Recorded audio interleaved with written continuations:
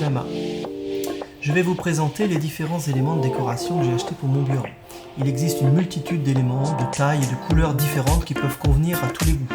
D'ailleurs, il est possible de faire évoluer votre aquarium en modifiant, en ajoutant différentes pièces au fur et à mesure de vos envies. Pour ma part, j'ai voulu une prédominance de blanc avec une touche de bleu.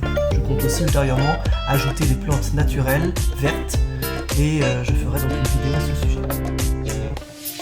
Voici tout d'abord 3 différents oursins blancs qui seront posés au sol, dont l'un qui est creux et qui pourra faire un abri pour de petits poissons ou d'éventuelles crevettes.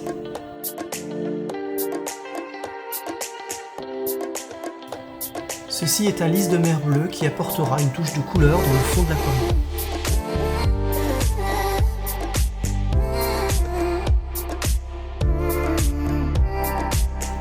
Cette plante blanche, qui pourrait être assimilée à une anémone, permet de monter à mi-hauteur dans l'aquarium.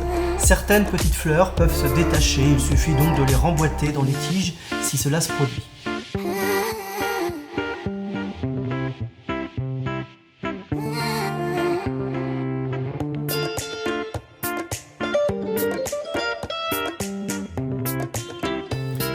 Cette autre plante de mi-hauteur ressemble à une algue.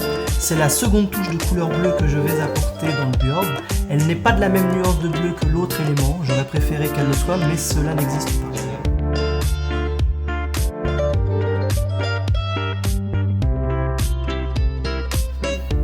Ceci est le même type d'algue que la précédente, mais elle monte tout en haut du bac. C'est important d'occuper l'espace dans votre aquarium, cela sera plus esthétique. Ce Bjorb est haut et peu large, il faut donc le décorer avec quelques éléments de hauteur comme celui-ci.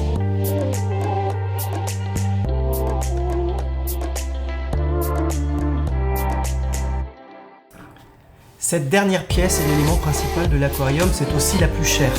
Bjorb appelle cela une sculpture. Elle représente un corail avec quelques éléments décoratifs à sa base. Elle existe également en noir. Elle est l'autre élément haut du bac. Elle est creuse au milieu afin de faire passer le tube à bulles du Bjorb. Il faut être vigilant dans le transport car ça peut rester assez fragile. La structure est souple mais fine à la fois.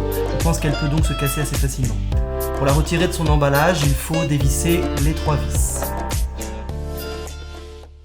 Je vous retrouve donc très bientôt pour l'installation de l'aquarium et vous remercie d'avoir visionné cette vidéo.